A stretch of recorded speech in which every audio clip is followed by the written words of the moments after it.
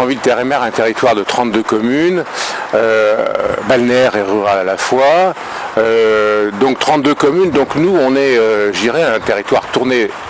vers la mer, bien sûr,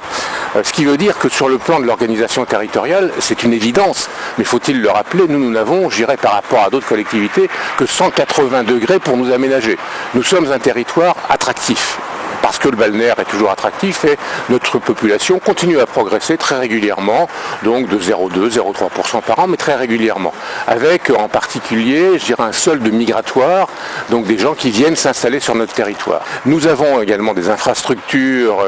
je dirais, importantes, et en particulier, depuis 50 ans, on attend une liaison entre la ville d'Avranches et puis la ville de Grandville. Cette liaison est en train de se mettre en place, et bien sûr, cette 2 fois 2 voies, elle génère, une consommation foncière importante.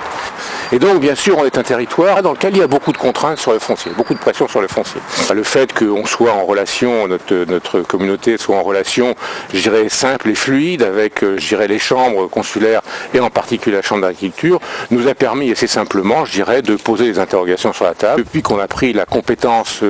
donc en matière d'organisation du territoire avec le PLUI, eh bien, on va pouvoir, je dirais, travailler, je dirais,